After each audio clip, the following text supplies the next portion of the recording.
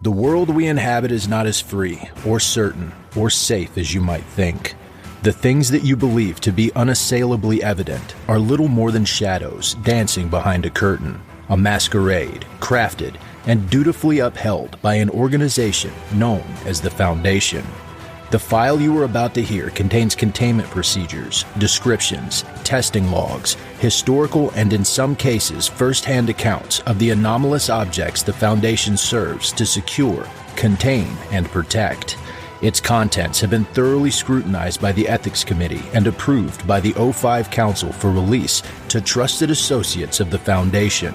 This is SCP Unredacted.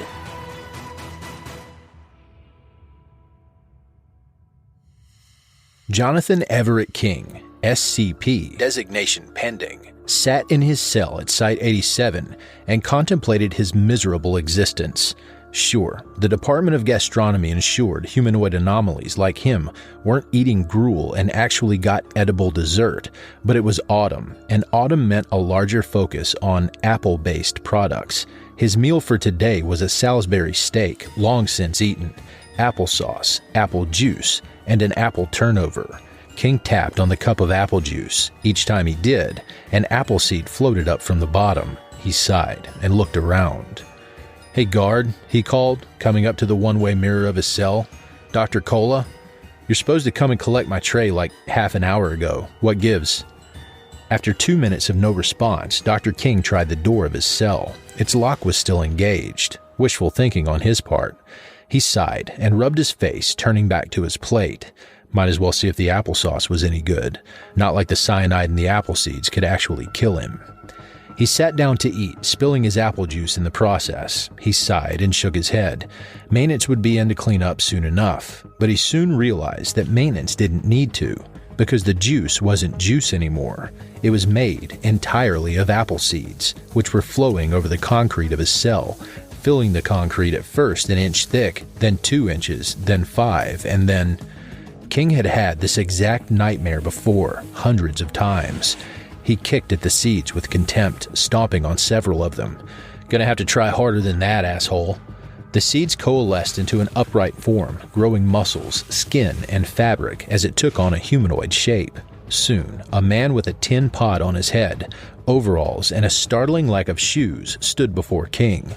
He smelled like rancid apples. "Are you honestly going to treat your ancestor and namesake like that, In response, King punched the apparition of Johnny Appleseed in its liver. Predictably, its form parted as Appleseed spilled, but it still doubled over in pain. "Yes, I am, because you're not really John Chapman, you're that fear bug that's been going around." Johnny Appleseed vomited a stream of beady black apple seeds into King's face. They were stopped when King began strangling it. "I'm not some greenhorn researcher or neurotic agent you can scare with cheap theatrics. Either sit down and have a conversation with me or fuck off back to Arkansas." The Appleseed apparition flowed from between his fingers like grain. It looked at him and scowled. "How do you know about Arkansas?"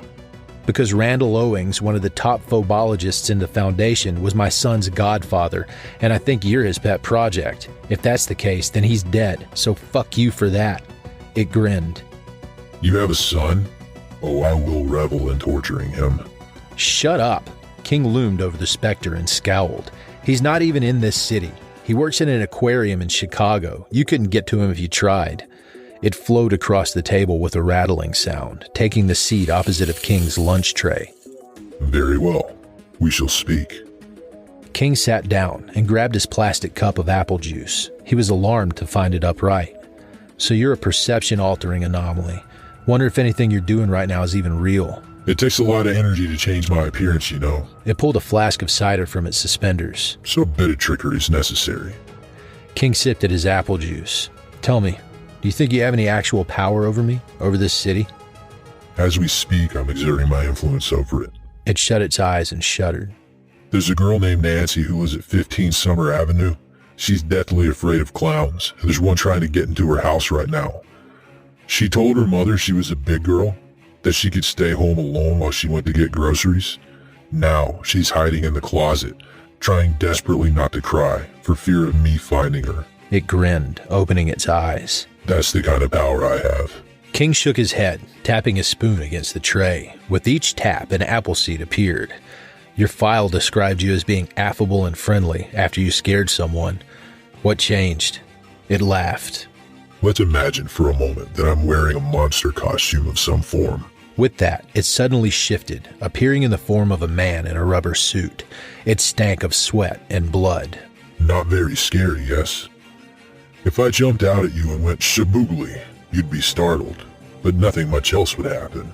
If I laughed it off, said gotcha or something.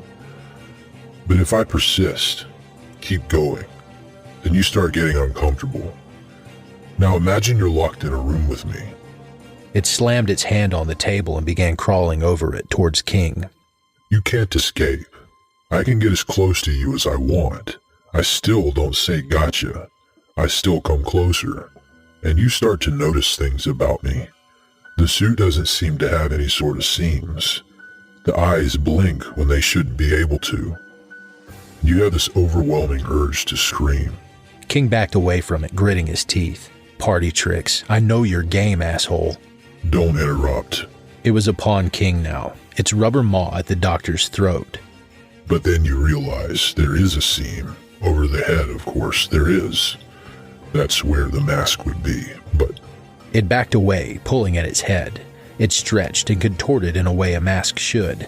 Then with the sound of snapping rubber, it came off, and the whole rubber suit fell, empty, hollow. A voice whispered from all around him. This is more fun, don't you think? King swallowed, looking into the suit. A black granular mass began flowing from it, covering the whole floor, 1 inch, 3, 7, up to his waist. King had had this nightmare before of drowning in apple seeds and waking up in an apple-scented hell. He backed up against a wall of his cell that should have been blank. Instead, he found his hand on a large key that was sticking out of the wall. His eyes widened, and out of sheer surprise, he turned it, falling backwards into a room that was full of coat racks. He continued to tumble backwards and watched as a man wearing an old-fashioned bellhop uniform shut the door behind him. Got to you just in time, it looks like. The man offered a hand to Dr. King. I'm the doorman. You're our new hire. King paused as the doorman helped him to his feet. Ah, crap, you're with that union group, aren't you? Got it in one. The doorman led him further in, heading towards an elevator. This town's going down the toilet because of that thing you just met. We're planning an evacuation, but we can't do it without an orchardist. He turned towards King as he pressed the call button. Without you. Why the hell do you need someone who grows apples to help evacuate? You must have the firefighter, the paramedic, or hell, the emergency coordinator or something. Yes, but we don't have an orchardist that helped build a portal that can punch through space-time and cross into another universe. The doorman pinched the bridge of his nose. Dr. King, I can appreciate that you utterly hate your powers, but when, not if, when this thing tries to break down the barrier of the Nexus and escape, we need someone like you. King frowned as the elevator opened, stepping inside. That is the first time in years that anyone's acknowledged my work with Tyler Bailey. He chewed his lip. What's your sales pitch then? The doorman smiled, pressing a button for the 293rd floor. The janitor's in a meeting with the firefighter right now. He'll talk to you shortly. Addendum. In October of 2020, SCP, designation pending, was found missing from his containment chamber in Site-87. Video feed was interrupted while he was consuming dinner, and the chamber was flooded with over 500 kilograms of apple seeds. To date, SCP, designation pending, is missing, currently presumed terminated. Thank you for listening to this podcast. If you like what you hear, follow the link in the description to patreon.com/scpunredacted and help support me by becoming a patron for as little as $3 a month. You can get access to production logs, merchandise, recognition, and even a part in a skip. Regardless of tier, all patrons get early access to every single episode. I don't have the talent it takes to write a skip. All I do is read.